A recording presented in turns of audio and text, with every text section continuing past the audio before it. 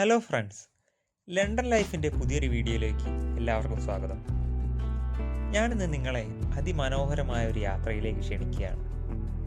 ഇത്തവണ നമ്മൾ പോകുന്നത് നൂറ്റാണ്ടുകളുടെ ചരിത്രം ഉറങ്ങിക്കിടക്കുന്ന കോട്ടകളുടെയും കൊട്ടാരങ്ങളുടെയും നാടായ ഞാൻ ഏറെ കാലമായി പോകാൻ ആഗ്രഹിക്കുന്ന സ്കോട്ട്ലാൻഡിലേക്കാണ്.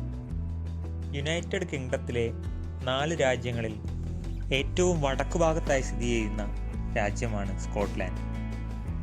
പുതിയൊരു രാജ്യം കാണാൻ പോകുന്നതിൻ്റെ ത്രില്ലിലാണ് ഞാനും അനന്തവും. സ്റ്റാൻസ്റ്റഡ് എയർപോർട്ടിൽ നിന്നാണ് ഞങ്ങൾക്ക് പോകാനുള്ള വിമാനം പുറപ്പെടുന്നത്. അപ്പോൾ എയർപോർട്ടിലേക്ക് പോകാനായി ലീബ്രിഡ്ജ് സ്റ്റേഷനിൽ നിന്നും ഞങ്ങൾ ടിക്കറ്റ് എടുക്കുകയാണ്. ഇവിടുന്ന് ടോട്ടൻഹാം ഹെയിൽ സ്റ്റേഷൻ, പിന്നെ സ്റ്റാൻസ്റ്റഡ് എയർപോർട്ട്. രാവിലെ ഒരു 10 മണിക്ക് യാത്ര തുടങ്ങിയതാണ്. 11:30 ആകുമ്പോഴത്തേക്ക് നമ്മൾ എയർപോർട്ടിലെത്തി. കറക്റ്റ് ടൈമാണ്. 12:30ക്കാണ് ഫ്ലൈറ്റ് എടുക്കുന്നത്. അപ്പോൾ നമ്മൾ ബോർഡിങ്ങിൻ്റെ 1 മണിക്കൂർ മുമ്പ് എത്തി. ഈസി ജെറ്റാണ് നമ്മളെ എയർലൈൻസ്. അങ്ങനെ എയർപോർട്ടിലെ സ്കാനിങ്ങിനൊക്കെ ആയിട്ടുള്ള ക്യൂലാണുള്ളത്. എന്താ തിരക്ക് എന്നറിയും. ഒരുപാട് ചുറ്റിയിട്ടാണ് ഞങ്ങൾ ഡ്യൂട്ടി ഫ്രീ സെക്ഷനിലെത്തിയത്. ലോകത്തെ തന്നെ എല്ലാ മുന്തിയ ഇനം ബ്രാൻഡുകളും ഇവിടെ കിട്ടും. മദ്യം, പെർഫ്യൂം, പിന്നെ ഈ ബാഗുകൾ, ഡ്രസ്സുകൾ, അങ്ങനെ എന്ന് വേണ്ട എല്ലാ സംഭവങ്ങളും ഇവിടെ ഉണ്ട്. നല്ല രസമാട്ടോ ഈ കാഴ്ചകളൊക്കെ ഉണ്ട് ഇങ്ങനെ നടക്കാൻ. ഞങ്ങളുടെ ഗേറ്റിലേക്ക് കുറേ ദൂരം നടക്കാനുണ്ട്.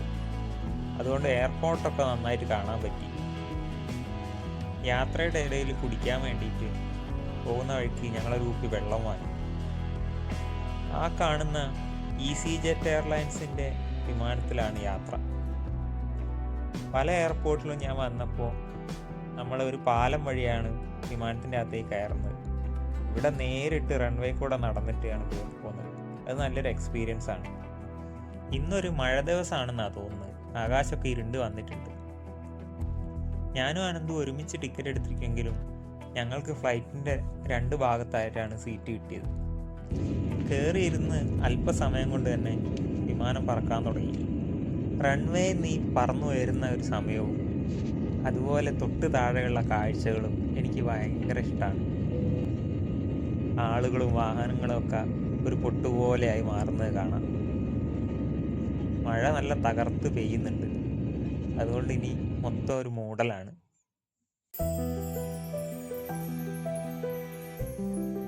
യാത്ര തുടങ്ങി കുറച്ച് കഴിഞ്ഞപ്പോൾ തന്നെ നല്ല ഭംഗിയുള്ളൊരു മഴവില്ലുണ്ട്. നമ്മൾ താഴെ നിന്ന് കാണുന്ന പോലെയല്ല, പറക്കുമ്പോൾ നല്ല വില്ലുപോലെ കാണാം. നല്ല പഞ്ഞിക്കെട്ട് പോലുള്ള മേഘങ്ങളും കൃഷിസ്ഥലങ്ങളും ഒക്കെ. ഇത് രസമാണെന്നറിയാം. നാട്ടിൽ നമ്മൾ വിമാനത്തിൽ പോകുന്ന സമയത്ത് ഇന്ത്യയുടെ ഭൂപ്രകൃതി എങ്ങനെയാണോ അതിൽ നിന്ന് ഭയങ്കര വ്യത്യാസമാണ് ഇവിടുത്തെ.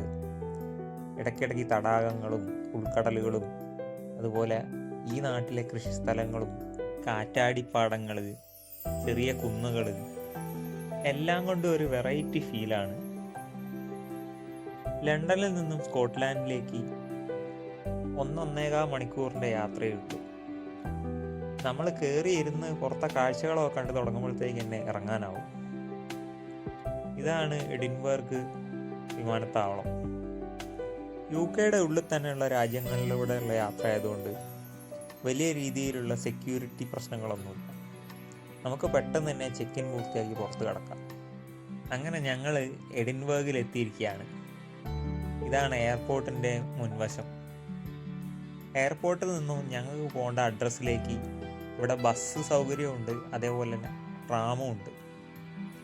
ഇതുവരെ ട്രാമിൽ സഞ്ചരിക്കാത്തതുകൊണ്ട് ഈ യാത്ര ട്രാമിലാക്കാമെന്ന് വിചാരിച്ച് ട്രാമിൻ്റെ ടിക്കറ്റ് എടുക്കാൻ വേണ്ടി നടക്കുകയാണ്. എന്ത് സ്റ്റൈലൻ ട്രാമാന്നറിയും. നമ്മളെ നാട്ടിലെ ഈ മെട്രോ ഒക്കെ അല്ലേ, പെട്ടെന്ന് അതാ എനിക്ക് ഓർമ്മ വന്നത്. പക്ഷെ ഇത് എയർപോർട്ടിൽ നിന്നുള്ള ആയതുകൊണ്ട് നമുക്ക് ബാഗ് വെക്കാൻ പ്രത്യേക സൗകര്യമുണ്ട്. പുറത്തുനിന്ന് വരുന്ന ടൂറിസ്റ്റുകളെ സഹായിക്കാനായിട്ട് നല്ല സ്റ്റാഫും ഒക്കെ അവിടെ ഉണ്ട്. എയർപോർട്ട് കഴിഞ്ഞ് കുറച്ച് മുന്നോട്ട് പോകുമ്പോൾ തന്നെ കൃഷിസ്ഥലങ്ങളാണ് കാണുന്നത്. സ്കോട്ട്ലാൻഡിൽ ചെറിയ തണുപ്പുണ്ടെങ്കിലും നല്ല കാലാവസ്ഥയാണ് ഇന്ന്. ലണ്ടൻ സിറ്റി ബസ്സിലൊക്കെ ഉള്ള പോലെ തന്നെ എല്ലാ കമ്പീൻ്റെ മുകളിലും ബെല്ലുകളുണ്ട്. അപ്പോൾ നമുക്കൊരു സ്റ്റേഷനിൽ ഇറങ്ങണമെങ്കിൽ ബെല്ല് അടിച്ചു കഴിഞ്ഞാൽ ട്രാം അവിടെ നിർത്തും. സ്റ്റേഷനെന്ന് പറഞ്ഞാൽ വലിയ സെറ്റപ്പ് ഒന്നുമില്ല. 2 ഭാഗവും കട്ട പാകിയ ചെറിയൊരു പ്ലാറ്റ്ഫോം, അവിടെ ഒരു സ്റ്റോപ്പ്. വളരെ കുറഞ്ഞ ആളുകളെ ഇവിടെ കയറാനും ഇറങ്ങാനും ഒക്കെ ഉള്ളൂ. അതും എന്തൊരു വൃത്തിയാണെന്നറിയോ സ്റ്റേഷൻ കാണാൻ. നമ്മുടെ വീടിൻ്റെ അകത്ത് ടൈലിട്ട പോലെ ഉണ്ട് സ്റ്റേഷൻ. അവിടെ നല്ലൊരു ഡസ്റ്റ്ബിന്നും. ഗോഗാബേൺ എന്ന് പറഞ്ഞ സ്റ്റേഷനാണിത്.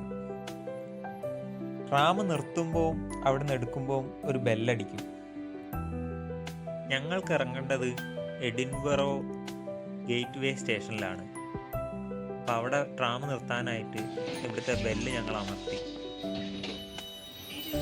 ഓട്ടോമാറ്റിക് ഡോറൊക്കെ തുറന്ന് ഞങ്ങൾ സ്റ്റേഷനിലേക്ക് എത്തിയിട്ടുണ്ട്. ഇത് ഒരു ജംഗ്ഷൻ പോലെയാണ്. ട്രാമും ഉണ്ട്, അതേപോലെ തന്നെ നോർമൽ ട്രെയിനുകളും ഈ സ്റ്റേഷനിൽ നിന്ന് പുറപ്പെടുന്നുണ്ട്. ട്രാം പുറപ്പെടാനായി കഴിഞ്ഞാൽ ഒരു പ്രത്യേക ശബ്ദം ഉണ്ടാവും. അത് കഴിഞ്ഞ് നമ്മളെ ഈ അമ്പലത്തിലൊക്കെ ഉള്ള മണി അടിക്കൂലേ, അതേ ശബ്ദത്തിൽ ഒരു മണി അടിച്ചിട്ടാണ് ട്രാം പുറപ്പെടുക. ലണ്ടൻ TFL ബസ്സുകളിലുള്ള പോലെ തന്നെ സിനിമേൻ്റെ പരസ്യവും ഡ്രസ്സ് ബ്രാൻഡുകളുടെ പരസ്യമൊക്കെ ഈ ട്രെയിനിൻ്റെ മുകളിലുണ്ടാവും. എഡിൻബർഗ് ഗേറ്റ് വേ സ്റ്റേഷനിലെ മറ്റൊരു പ്ലാറ്റ്ഫോമാണിത്. നമ്മൾ വന്നത് ട്രാമിലാണെങ്കിലും ഇനി പോകുന്നത് നോർമൽ ട്രെയിനിലാണ്. നാട്ടിലെ പോലെയൊക്കെ തന്നെ ഉണ്ട് ഈ സ്റ്റേഷൻ കാണാൻ. സ്കോട്ട് റെയിൽവേ ആണ് ഇവിടുത്തെ ട്രെയിനുകൾ കൈകാര്യം ചെയ്യുന്നത്. ഒരുപാട് ട്രെയിനുകൾ ഇലക്ട്രിക് ആണെങ്കിലും ഈ റൂട്ടിൽ ഓടുന്ന ട്രെയിനൊക്കെ ഡീസലിലാണ് ഓടുന്നത്. പണ്ട് നമ്മളെ നാട്ടിൽ ഡീസൽ ട്രെയിനുകളുള്ള കാലമാണ് എനിക്കിപ്പോൾ ഓർമ്മ വരുന്നത്. അത്ര ശബ്ദവും പുകയൊന്നും ഈ ട്രെയിനില്ല. പിന്നെ ഹൈടെക് ആയിട്ടുള്ള ഓട്ടോമാറ്റിക് ഡോറുകളും ഫുള്ളി എയർ കണ്ടീഷൻഡ് ആയിട്ടുള്ള ബോഗികളുമാണ്. ഒരുപാട് നീളമൊന്നുമില്ല.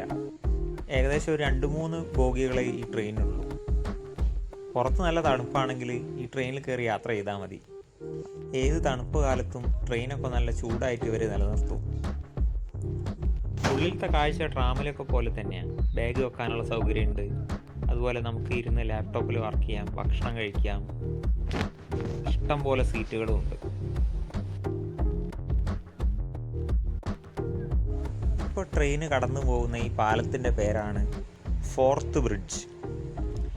ഇത് 1890 നിർമ്മിച്ച ഒരു പാലമാണ്. യുനെസ്കോയുടെ വേൾഡ് ഹെറിറ്റേജ് ലിസ്റ്റിലൊക്കെ ഇടം പിടിച്ചൊരു പാലമാണെന്നാണ് പറയുന്നത്. ഫൈഫ് അതേപോലെ എഡിൻബർഗ്, ഈ 2 സ്ഥലങ്ങളെ തമ്മിൽ ബന്ധിപ്പിക്കുന്ന 2.5 കിലോമീറ്റർ ദൂരമുള്ള ഒരു പാലമാണിത്. എന്ത് മനോഹരമാണ് ഈ പാലത്തിൽ കൂടെ പോകുമ്പോഴുള്ള കാഴ്ചകൾ. കുഞ്ഞു കുഞ്ഞു ദ്വീപുകൾ, പിന്നെ താഴെ ചെറിയ ഒരു കൊട്ടാരമുണ്ട് നദിയിൽ. അങ്ങനെ നമ്മൾ ഇതുവരെ കാണാത്ത ഒരുപാട് കാഴ്ചകൾ ഇവിടുന്ന് കാണാൻ പറ്റും. ഈ ട്രെയിൻ യാത്രയുടെ ഭൂരിഭാഗവും നമ്മൾ കടന്നു പോകുന്നത് കടൽ തീരത്തൂടെയാണ്. ആ പാലത്തിനോട് ചേർന്നിട്ടുള്ള ഒരു പ്രധാനപ്പെട്ട തുറമുഖമാണ് പോർട്ട് എഡ്ഗർ മറീന.